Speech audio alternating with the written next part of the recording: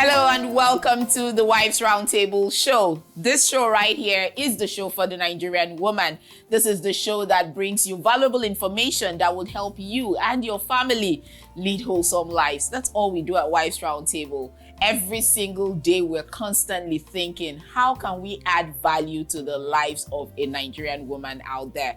And we are sourcing for valuable people, resource people, people with knowledge, experience, and information. And we bring them right here on the Wives Roundtable show so that they can share these things with us, so that one woman out there can use it to go make her life better.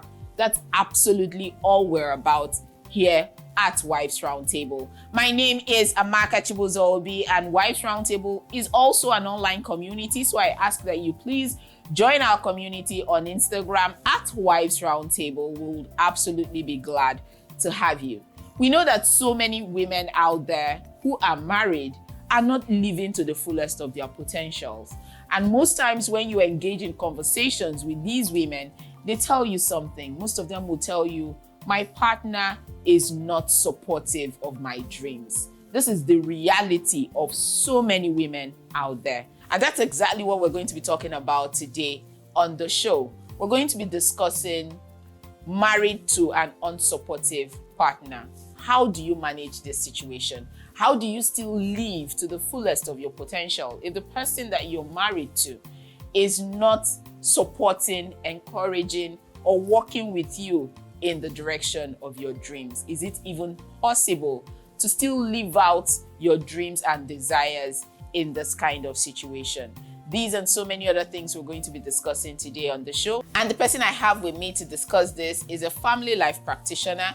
She's a coach, she's a counselor. She helps people make sense of their relationships and live it to the fullest. And so I am really confident that we're going to have an amazing time today on the show. So as we go on this quick break, I ask that you use the time to call your friends and family and tell them that Wives Roundtable is on so that they can tune in. Because trust me, we are coming with immense value right after this quick break. Don't go anywhere.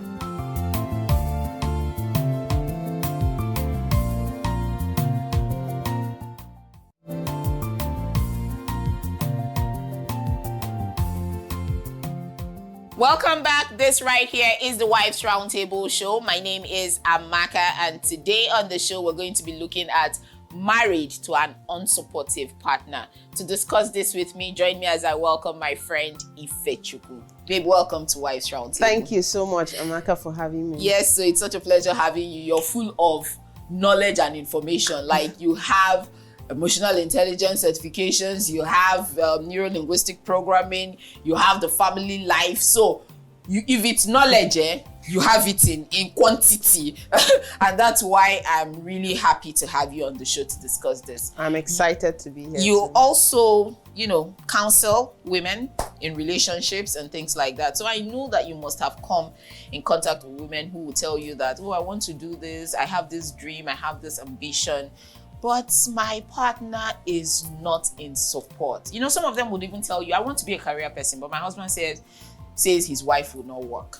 Or they will tell you, I want to go into this business, but my husband says, his wife must be a banker. So it's just a mismatch of vision and dreams and things like that.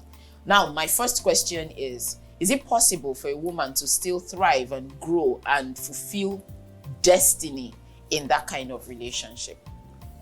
Well, in that kind of relationship, a lot of things come to play. Mm-hmm. When someone says, my husband is not supportive, you want to actually take it from that place of clarity. Okay. First of all, the person wants to understand, okay, why the spouse or the partner is not being supportive. Okay. Because oftentimes you hear things like, my husband doesn't want me to work. Mm-hmm. I've counseled people who will say, my husband wants me to be in the have a career-related job. Okay. Some people will say, my husband wants me to be at home. Mm-hmm. And sometimes when you begin to counsel, you find out that, I've spoken to a woman who said, my husband says that whatever I start, I don't kind of follow through. Right? So it is one thing to say that my husband is not, or my partner is not supportive. It's another thing to understand why the partner seems to be unsupportive. You know, then for some people, it's the insecurity that the husband or the partner has. You know, the partner may feel like, okay, like for some other woman I counseled in the past, you know, she said for her, the husband was saying that she's too beautiful, and then that he was too scared that if she goes out to work, you know, that other people will begin to... So what do you snatch her like pencil? Yes, to look at her. And then for him, it was a no-no, right? Wow.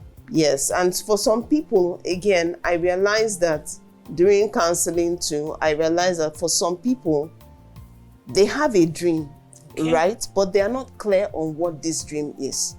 You know how it is when some people begin to mix up long-term goals with short-term goals.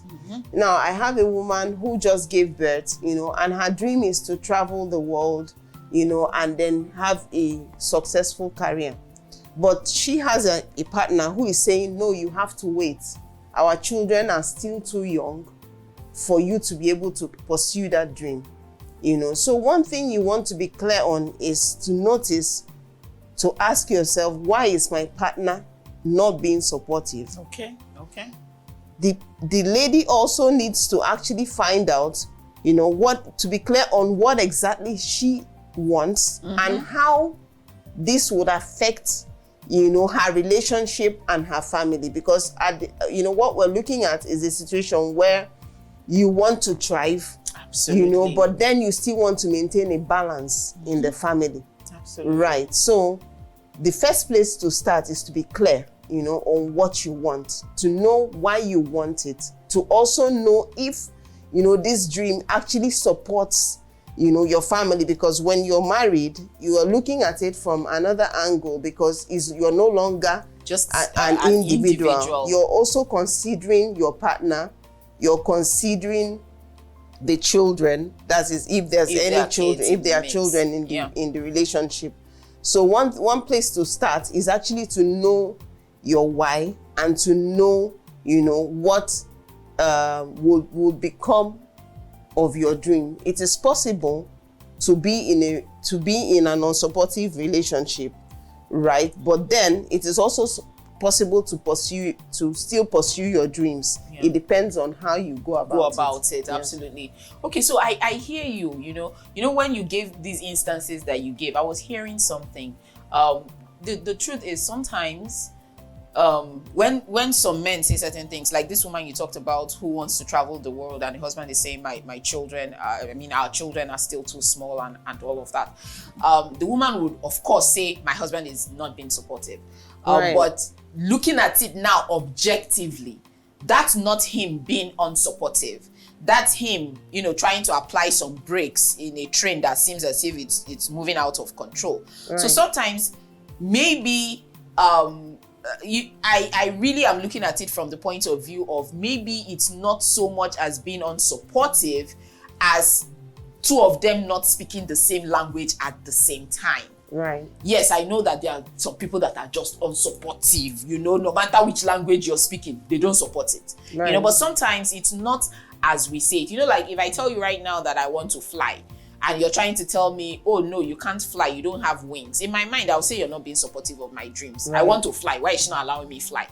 But you're seeing that I don't have wings, and if I try to fly, I could hurt myself.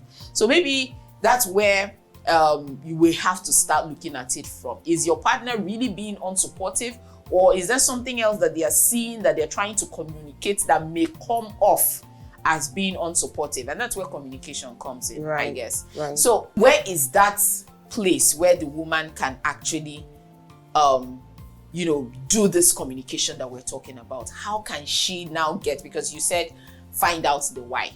Okay. How can she find out this why? Okay, thank you for that observation. You know, one thing is clear about relationships. Relationships thrive when there's communication. And the truth is that you don't communicate, you know, on a one-way lane, right?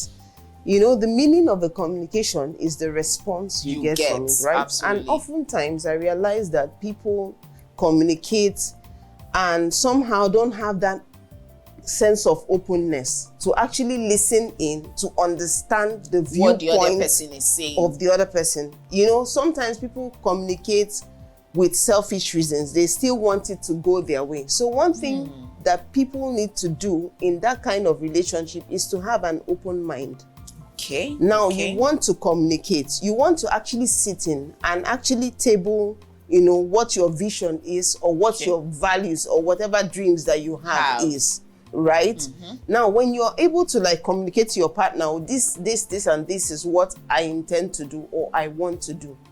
Now, you want to actually sit in and be open to also listen to what they are saying, right? Because oftentimes you find out that there's a lot of misunderstanding when people are not listening. So you want to listen to understand, not that you're listening to respond or give an objection. Absolutely. Or kind of you're waiting for something to come out of his mouth so that you can counter. You know that kind of thing. So that is not communication. You want to communicate in a way that you want to understand the person's viewpoint. And it's when this person is able to explain to you what their fears are or what their objections are, then you can now be able to sit in to now look at how you can still go about it, or you want to even give them reasons why this should be, or how it will be beneficial to you and your family. In fact, this thing you're saying, it's making so much sense. So much that I want you to paint me a picture. Okay, so we're going to go for a very quick break right now. When we come back, I want you to give me an example, a clear illustration of how this kind of thing can happen. Because you've talked about listening, which I know is an essential life skill.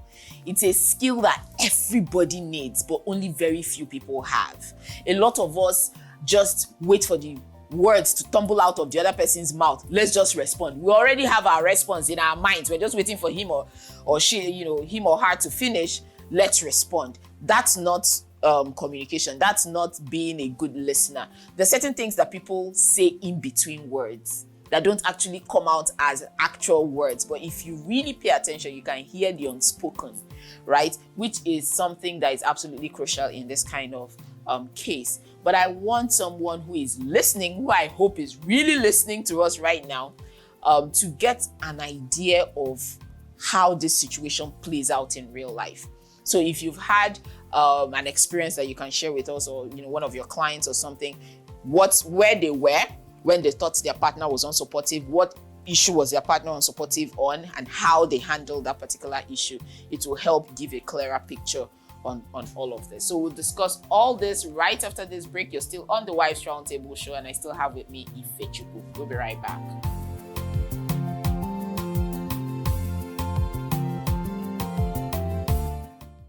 Welcome back. You're still on the Wives Roundtable show with me, Amaka Chibuzo-Obi, and I still have with me my friend Ifechukwu. We're still discussing marriage to an unsupportive partner. What can a woman in this situation do if she has goals and dreams that she's absolutely looking forward to achieving, but her husband is saying, no, we can't have that? What can she do to ensure that she doesn't live a life full of regret or resentment towards her husband? So Ifechukwu so far has told us so many things, why it's so important that we actually look at the grand scheme of things and see where this partner is coming from, what they're actually saying, and this is where we roll out our listening skill to actually hear what they are saying and what they are not saying.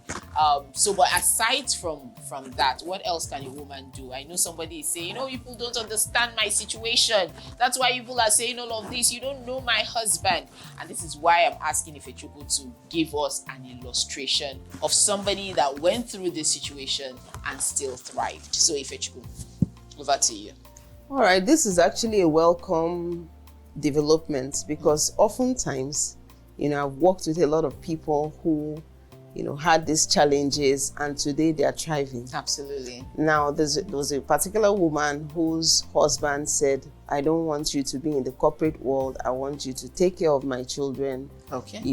And, she took it, with an open heart. All right. Right? At first, it wasn't that easy.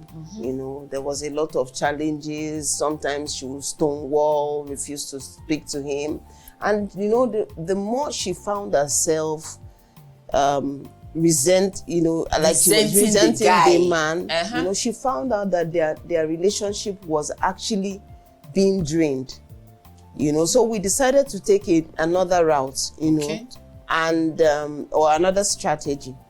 And she decided to become that person, that he married from the instant. She was always a happy person, doing things around the house, because the husband's language is actually, love language is actually acts of service. Okay. So she'll do all the cleaning, do homework. Sometimes lesson teacher would come in and all that. But there was something that she kept on doing. She knew that for her to be a successful career person, she would need to begin to take some soft skill certifications, right? So it is one thing, you don't want your wife to be in the corporate world, but then you are not stopping her from reading, right? And learning. So she decided to take to personal development. She was taking some soft courses here and there. Sometimes she would approach him, ask him for monies. He would refuse and say, oh, your trainings are becoming too much. But she was still taking them, and she even took a master's online. Oh, wow. She was really developing herself. Yes, she was developing herself. And over time, by the time the children had crossed, that the formative stages, they were almost getting to secondary school. And luckily for her, the children were going to boarding school. So, after a while, the man now said, oh, I've seen that somehow, you're really interested in having this your career. And he asked her, he said, why don't you consider this, your career journey? And luckily for her, she applied, for a job that came up with a friend of hers. And today she's working. So the truth is that for you to actually have your dream, you need to first of all think about the stage where your marriage is in. You need to ask yourself, what are the things that is required? And then for that particular dream, you also need to have a resource audit. Are you ready for what you are bargaining for? What are the skills that you require? What is the training that you require?